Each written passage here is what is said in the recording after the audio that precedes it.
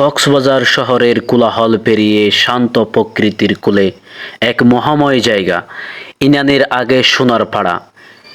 এই দুই সমুদ্র সৈকতের মাঝে আছে এক খাল, আর তারই উপর দাঁড়িয়ে আছে একটি কাঠের ব্রিজ। এই সেতুটা এখন হাজারো পর্যটকের জন্য এক আশীর্বাদ। খালের উপরে এই ব্রিজ শুধু রাস্তা নয়, যেন এক দৃষ্টিপথ, যা পেরোলেই খুলে যায় নীল সমুদ্রের দ্বার।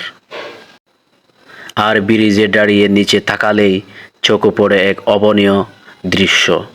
স্বচ্ছ পানির নিচে দলে বেঁধে ঘুরে বেড়াচ্ছে রঙিন সব মাছ। প্রকৃতির এই সরাসরি স্পর্শ যেন চোখের আরাম আর মনের শান্তি এনে দেয়।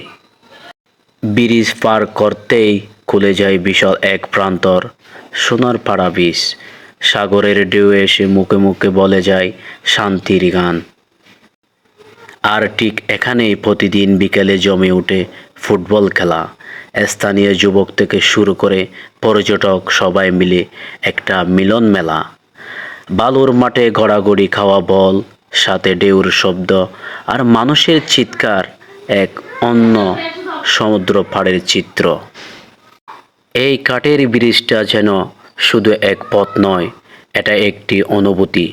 প্রকৃতিকে ছুঁয়ে দেখার, তাকে অনুভব করার এক সরল নিঃশব্দ উপায়। সূর্যটা আস্তে আস্তে মিলিয়ে যায় দিগন্তে, কিন্তু এই সেতু, এই খাল আর নিচের জলে সেই মাছেরা সব মিলিয়ে রেখে যায় মনে এক শান্তির গল্প।